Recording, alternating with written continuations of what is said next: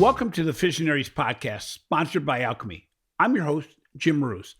The FIsionaries podcast shines a light on financial institutions at the cutting edge of digital transformation, providing you with the tips and tricks to elevate your digital game. In the past, the ability to be on the cutting edge of innovation and digital transformation was only possible for organizations with the most assets and the deepest pockets. People's Choice Credit Union has dispelled that legacy thinking by rethinking traditional business models, continually creating new products, services, and ways to better serve the community, employees, and members. My guest is Luke Labbe, president of the $325 million People's Choice Credit Union in Maine. We discuss how People's Choice continues to invest in innovative digital services while providing higher returns, lower loan rates, and fewer fees for its members. Before we dig into what's happening at People's Choice Credit Union, can you share a little bit more about your career and your perspective on how to build member and employee loyalty? Yeah, I started in 1987. My best friend was the manager of the University of Maine Student Credit Union. I was a senior in college, and he was my roommate, so I figured I could get a loan for a Zenith computer with a green screen, and got my first loan at the University Credit Union for students. And that summer, he got a job at the FIsionaries Credit Union up in northern Maine, and said, "Hey, they're looking for a marketing person," and put my hat in the ring and got that job. And I've been in credit unions ever since. I did take a few years off to day trade the stock market for like 3 years. I stayed on as a board member. So I kept my credit union hat on for those 3 years. I was trading the market. And then in 2002, I joined People's Choice as the president at a time when they didn't have online banking. They didn't have a website. They didn't have computers that were connected. When I got on the internet, I was tying up the fax machine, and I'm like, ooh. And then when I got into the president's desk, I could put 4 columns and 4 rows on a spreadsheet. And I said, whoa, I'm not going to be able to work in this. My computer technology at home is better than this. So we made a lot of strides in technology, and I've always been a big technology person and change. And so we had to immediately get caught up and get the website going and internet banking. And so as far as, obviously having a great board, it's all about people. So having a great board that supports some of my crazy ideas, having a very supportive staff. It's all about people. I had a lot of bad managers through the system, and I said to myself, I will never do those things to those people. I want to, create an environment where people want to come to work, that are engaged and want to make a difference in people's lives. And hopefully we can make a difference in our members' lives every day. That's our goal. That's great. And it was interesting. In doing my research on People's Choice Credit Union, I was watching a message to your members in your community at the beginning of this year. It is really, truly amazing, all the enhancements you continue to make to your organization's value proposition. This requires focused leaders and employees, as you mentioned. But how would you describe your organization's why? Why is really empowering members to achieve financial success. That's our vision statement.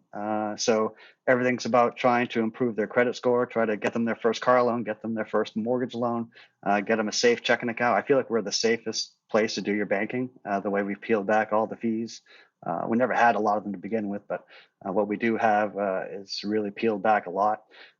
So we're there for those members in times of need, and just try and do things a little differently, and have a little fun, because banking is boring. And if we can have a little fun along the way and help members, we all win. It's interesting as I was hearing all the things you did in 2022 and the first half of 2023, in fact, you're living to your name of being People's Choice.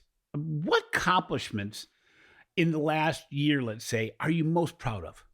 Well, we've done quite a bit of things. I would say, we're focused on our youth boost savings, trying to help young members save. We introduced a rate that was high at the beginning of the year. Now it's not at 3%, not so high now.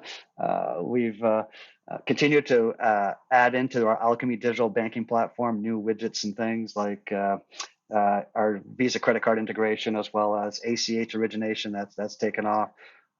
Crypto banking, adding that widget for our crypto curious members. adding a EV charger network, going green, trying to be there for members. And with our EV charger network, we're calling it the Charged End Hunger. So any proceeds from our charger network will go to ending hunger. We're big on raising money for ending hunger. Maine credit unions last year raised over $1 million for ending hunger, Wow. and that's our biggest effort, is to raise money to help end hunger in Maine. We also we've in 2017, one of my board members made a comment that he's 100% digital. They have no paper on their desk, no post-it notes, nothing. And I set that goal, and we started a member journey committee in 2017-18 to digitize everything, to really focus on getting rid of all the paper. And unfortunately, I still have paper on my desk, but it's a long journey to get away from paper, especially when you're a boomer like I am. And so right now, last year, we finally got 100% of our consumer loans to be basically originated, closed, and funded electronically, so members don't need to come in at all. So that was a positive development. So I guess those are maybe some of the highlights. And we won Best Place to Work again for the 13th year. So again, people, that's an important measurement. 90, we have some great numbers I can share with you on engagement and job satisfaction. And I'll just say that we had a teller position open last week or 2 weeks ago. We had 90 people apply for it. So Oh my gosh. that alone says we're an employer of choice, and people want to work here. So we're very fortunate not to have the turnover issues that many institutions have out there. It's interesting. I was really surprised at some of the innovations you've made that organizations many times your size have not made progress on, such as digital appointment setting. You mentioned the crypto trading capability, customers focused widgets that really support financial wellness for your members. And actually, one of the things I was most amazed by was all the changes to your market leading checking account pricing with regard to reducing of fees and all the other elements that you're doing on the actually the most important financial relationship many members have. Why so many things? I'm very competitive, and my board challenges me to do more. And when you take care of members, you do the right thing for members. You want to do more of it. So we're constantly, and obviously, we have a great business partner in Alchemy. They have some great tools that allow us to add those widgets easily. In fact, just to give them some more kudos, when we our member journey committee is the committee that selected Alchemy as the leader and the one we wanted to partner with a few years ago. And we did the conversion in 5 months, and it was a very smooth conversion. And I think that might have been a record for them, but we were totally impressed with their team to make that big conversion done in 5 months. So we're constantly looking at technology. In fact, I've been following your website. I've been a homer to a lot of the talking heads like you and Chris Skinner and Ron Shevlin, the snarky guy. And so I know you guys have been around since, I guess, 2008. So I find that you guys give out some good data that might as well read it and learn. And we're not building any more branches, so we're focused 100% on enhancing the digital experience at People's Choice. So we're constantly pushing Alchemy to give us more widgets, and right now we're looking at some other ones for investing, because we'd have the Bitcoin widget, but it'd be nice to have one for stocks or bonds and other ways for members to easily invest in their future. A lot of organizations talk a good game about building a culture that supports innovation and transformation. But organizations also tend to get in their own way and make it so that the process of integration, you mentioned a 5 month period for integrating the Alchemy platform, that we get in our own way with old thoughts, old processes, old technology, and maybe just legacy thinking. How do you set the stage for walking the walk so that you, your people, and your processes don't get in the way? Again, I guess it comes down to being competitive, as well as not being patient, and also having a great team that I give them an idea or give them a thought or a suggestion, and next thing you know, they're running with it, and I just get out of the way. So I have a really strong team that our average employee has been here 10 years, and they're committed to making life easier for our members and for our employees, working side by side. And the only way to do that is to continue to make changes and to continue to look around and to shop and to educate yourself, constant learning, being aware of what's happening in the market. Also data, we have a lot of data, and we're reading the data and trying to come up with more metrics, so that all of our decisions are made with data. We're not making decisions from the heart. Again, data tells us that you don't build any more branches. Maine's already overbanked. Let's focus all of our energy and money investments in technology and digital. So that's where we're at in the game. And of course, we've read all your articles, and I know you're that way too. So that's perfect. Yeah, it's always great to hear from people that agree with you. It's always an easier conversation. Reimagining banking at a traditional credit union is not an easy process. We've already established that people and culture at the core, but modern technology is also required. How do you keep pace with organizations that are so much bigger and have so much bigger of a budget than you do? Uh, Again, you have to rely on good people and partners. I mean, really, trying to buy the best partners out there, and Alchemy is an unbelievable partner for us, and we've been very fortunate to have them on our team. And we continue to look for great partners and obviously we don't have a big budget, but by leveraging third party fintechs and providers, we can make it happen. Again, we're not building more branches, so our cost structure is going to continue to drop. Um, and so we should be able to use those dollars and continue to focus on enhancing our digital experience. That's really, in our opinion, all the data that we're reading from our members show that they're doing their business there. We've watched the data for over 10 years, and we've not had a year where our branches grew. They are migrating to digital.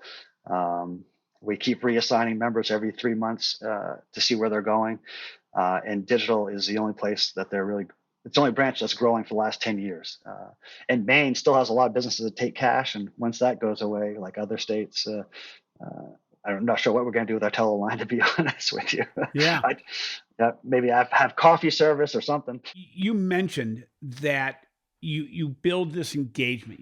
A lot of credit unions talk a lot about that one-to-one personal engagement, but as you mentioned, we have very few people coming to the branches anymore.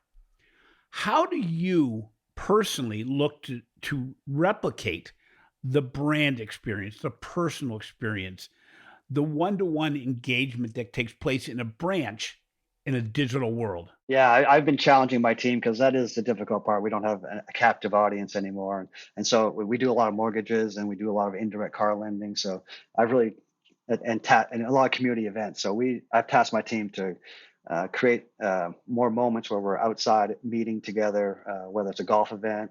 We do a yearly golf event for our top vendors.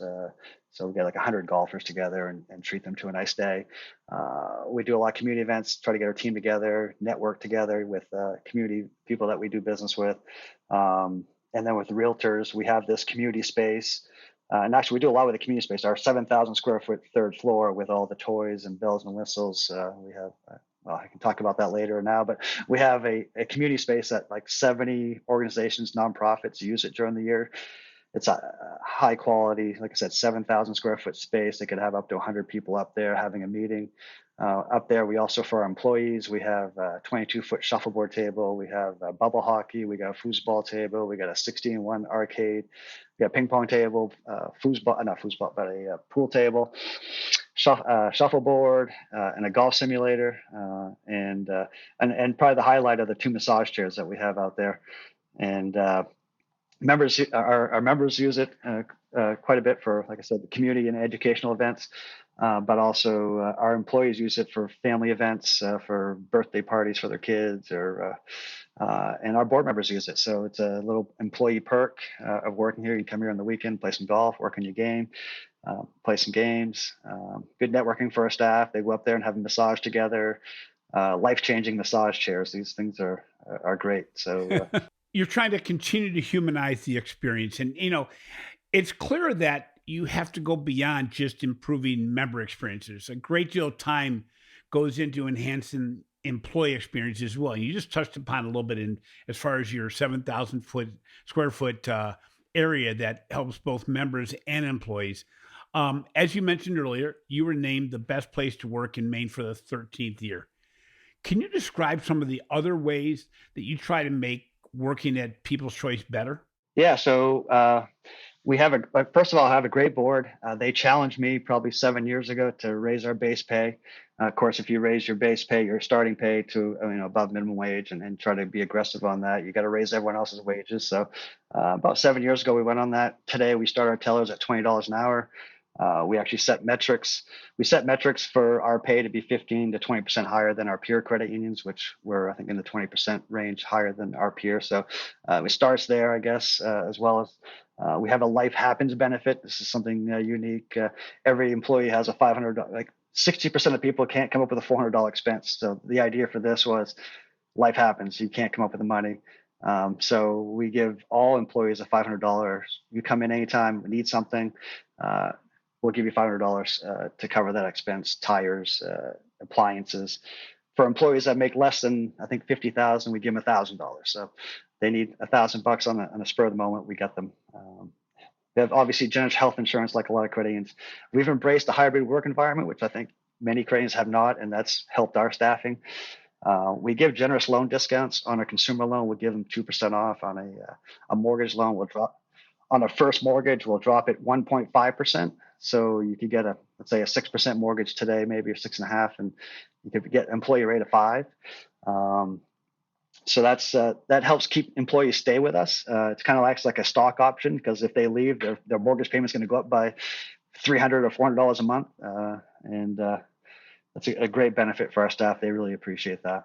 It's interesting because I have a favorite restaurant chain that is a fine dining restaurant chain. I've known the owner for over 30 years. And it was amazing at the very beginning of his business. He realized that if he invested in his employees, the payoff would be massive. That number one, he wouldn't have to keep on rehiring. When he did have to rehire, it would only be a slight person here or another person here, but then they wouldn't leave right away. That despite all the turnover in the restaurant industry, he was going to be getting the very best that there are in the restaurant industry. 30 years ago, it's still the same mentality. He has some people that have been with him for 30 years, but it's interesting because our short-term mentality sometimes impacts the way we treat people. And our people, be it the back office person or the front office person, communicates with members regularly. And if they're happy, your customers, your members are going to hear about it.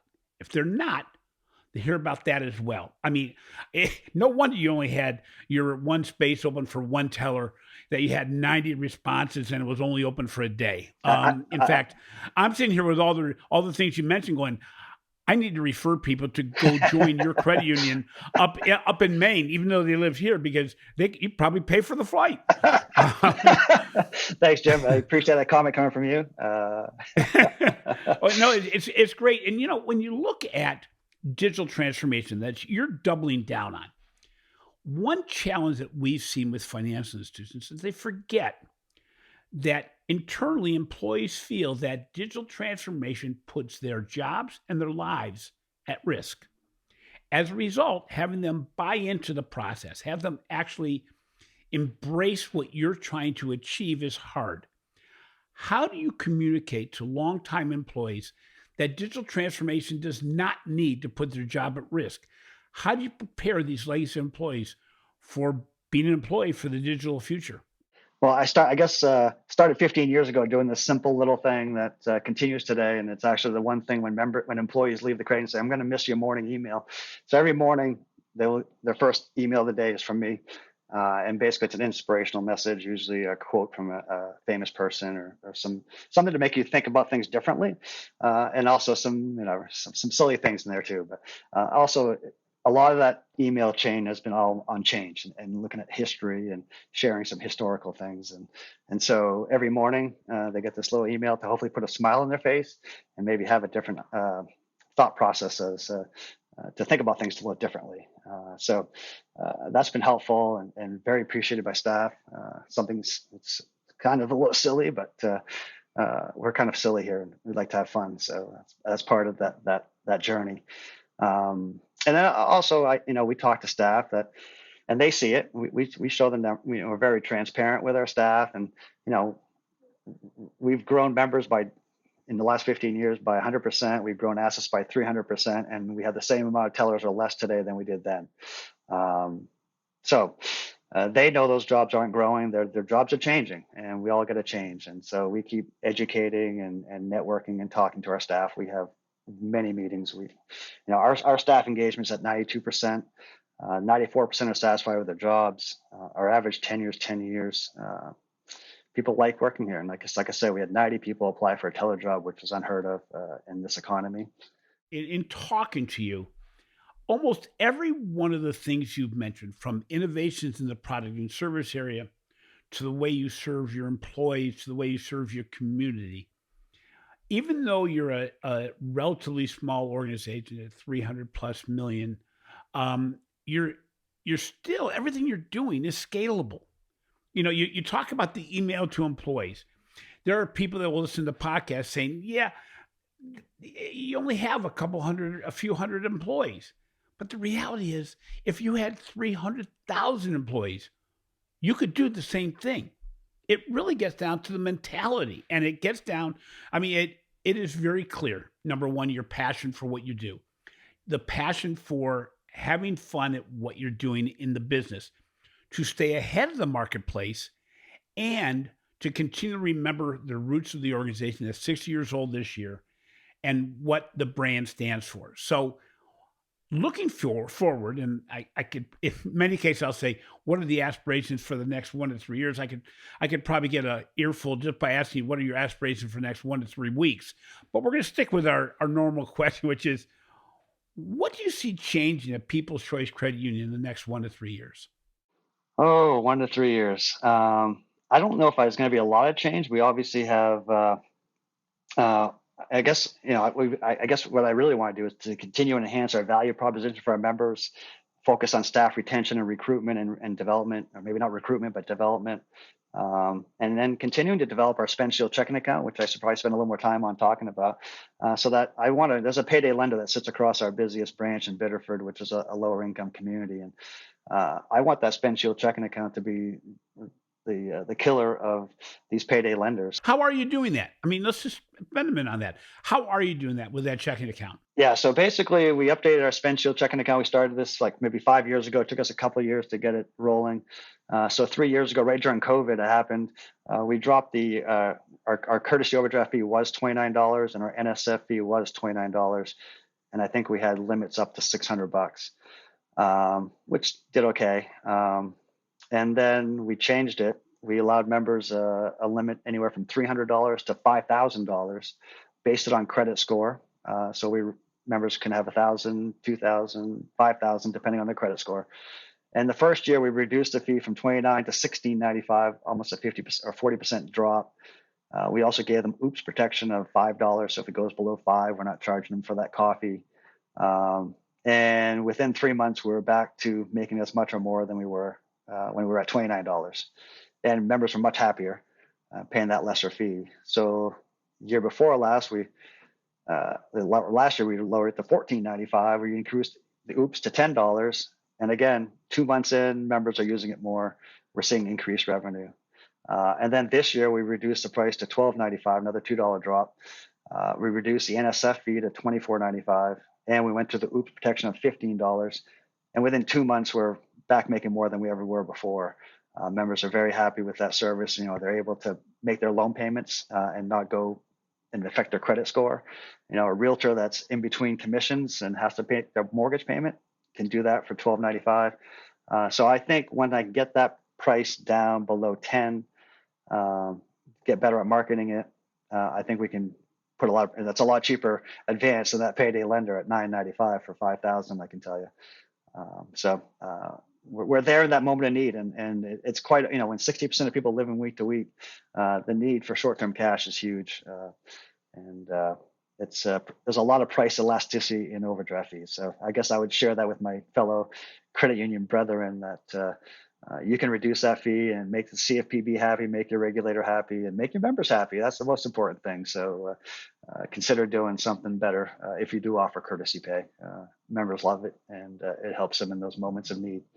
It's interesting. In everything you said during this podcast, you doubled down on giving back to employees, to members, and to the community. That all costs money, but you've shown not only the thinking, the value proposition, but more importantly, that doing good pays off well. I mean, you're not making less money. You're not cutting the revenues at the credit union. You're actually enhancing revenues by doing what's right. And a lot of organizations, hold back on that. And at a time when it's hard to focus, there's a lot of things going on. There's a lot of competitiveness, but also anxiety in the marketplace because the economy isn't settled yet. That you're always out there showing who comes first. And in the process, your innovation cycle is so rapid because you're always looking for ways to enhance the customer journey. And, I give you a lot of credit. It is amazing what you can do when the focus is there, when you have all the employees pulling the same direction, and when you really know your why, as you mentioned at the very beginning. So finally, what recommendations, besides lowering the overdraft fees and the cost to employees or to customers, what recommendations do you have for banks and credit unions as they attempt to become more future ready? I guess, double down on your people and technology, I guess is all I would say. If you have the right people on board, you're going to align yourself with the right technology to serve your members. And use data to make decisions, no more decisions from the gut. And make sure you're measuring the right metrics for success and continue to improve those. Keep learning, networking from Jim and other leaders in the space. And I challenge myself in everything I do personally, professionally. It's kind of a sick person that I am, but try to improve my golf game, my skiing, my fishing, my mountain biking. I have goals for each one of those, which is weird. But I have goals for work and finance, and I have goals for everything. So set goals and constantly improve and change and learn. Lifelong learning is important. Got to keep moving. For anybody who's listening to the podcast, who's only listening to it and not watching it as part of our YouTube channel, I encourage you to look at the YouTube channel and watch Luke as he describes what he's doing at his organization. The smile never leaves his face. The energy level is so high that he can't stand still. Well, and that's that could be a problem. By the way, though, that's a credit because people love to follow people that are having fun. It doesn't appear, I asked you before the podcast, what keeps you up at night? And you go, nothing. I'm pretty tired when I go to sleep.